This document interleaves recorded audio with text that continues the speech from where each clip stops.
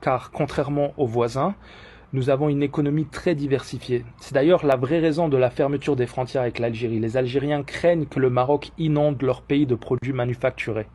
Car s'ils ne veulent pas des civils marocains, ils pourraient néanmoins ouvrir leurs frontières pour les hommes d'affaires et les camions de marchandises. Mais ils ne le feront pas car ils ont peur de l'appareil industriel marocain.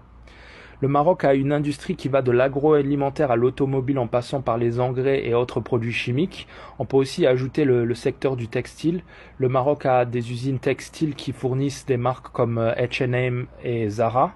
Le Maroc va aussi bénéficier des investissements israéliens et de l'ouverture du marché américain aux produits du Sahara marocain. Donc imaginez les produits de la mer de notre Sahara qui pourront être vendus au reste de l'Afrique mais aussi aux États-Unis.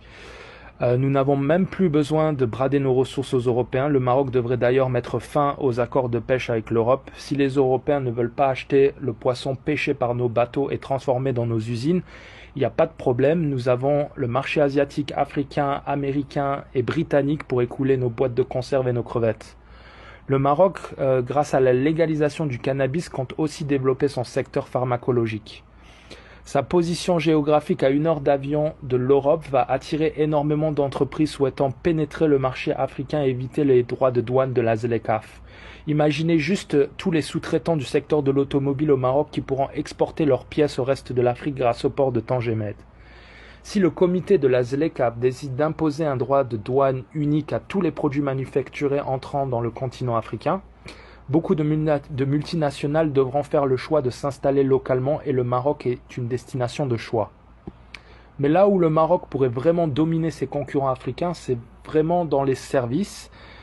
Ça va des services bancaires aux télécoms, mais aussi l'offshoring et le conseil. La plupart des grands cabinets d'avocats ouvrent des antennes au Maroc pour s'attaquer au continent africain. Ils conseillent aussi les entreprises internationales qui souhaitent investir en Afrique. Il y a d'ailleurs notre Casa Finance City qui devrait recueillir les capitaux de ces multinationales à destination du continent africain. Grâce à ces banques, le Maroc a des antennes dans la plupart des pays africains. Donc pour ces multinationales, il est plus intéressant d'utiliser le réseau de banques marocaines. Bref, le Maroc est à un tournant de son développement. Des projets comme ce hub MRO vont faire du Maroc un poids lourd de l'aéronautique au sein de l'Afrique. Le Maroc est déjà le pays où la plupart des pilotes africains viennent se former. Désormais, le Maroc pourra aussi former les techniciens et ingénieurs de l'aéronautique du continent africain. Voilà.